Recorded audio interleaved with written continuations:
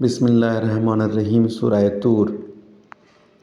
जबल तूर जो कसम आहे ऐं लिखियल किताब जो कसम आहे जो खुलियल वर्कनि में लिखियल आहे, ऐं आबाद घर जो कसम आहे, ऐं मथां छत जो कसम आहे, ऐं उभामंदड़ दरिया जो कसम आहे।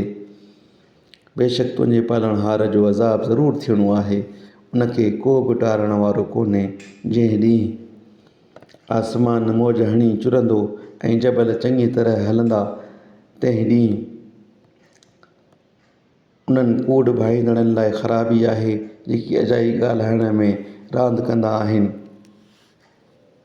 जंहिं ॾींहुं दोज़ख जी बाहि ॾांहुं धिका ॾेई रवाना कबा, तंहिं ॾींहुं चइबनि त हीअ उहा बाहि आहे जंहिंखे कूड़ो भाईंदा हुयो।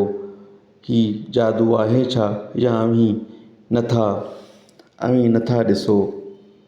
उन में घिड़ो पोइ सब्र करियो या सब्र न करियो, तव्हां लाइ हिकु जहिड़ी ॻाल्हि आहे जेकी अव्हीं कंदा हुयो, रुॻो तंहिंजो बदिलो अव्हांखे ॾिनो वेंदो।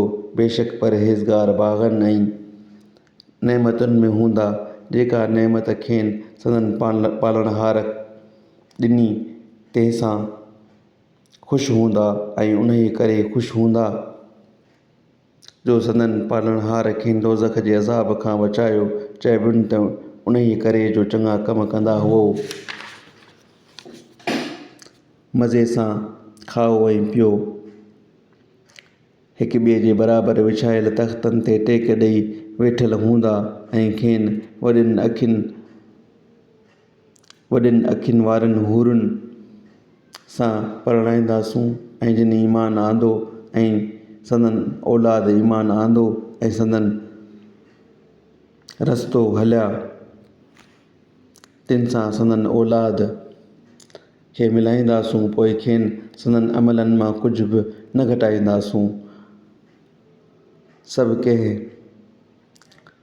मुड़िस जेकी कमायो तंहिंमें उहो पाण ॻह थियल आहे, ऐं उन्हनि खे मेवो ऐं गोश्त जंहिं क़िस्म मां घुरंदा तंहिं मां पिया ॾींदासूं।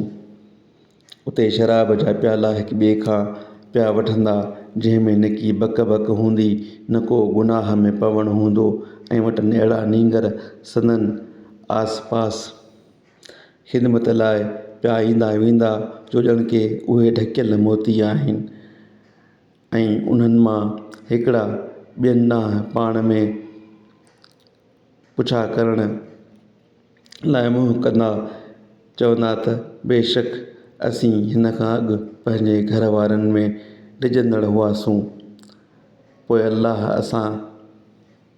असां ते इहसान कयो ऐं असांखे दोज़ख जे अज़ाब खां बचायईं। बेशक असीं हिन खां अॻु खेसि सॾींदा हुआसीं। बेशक उहो ई इहसान कंदड़ महिरबान आहे।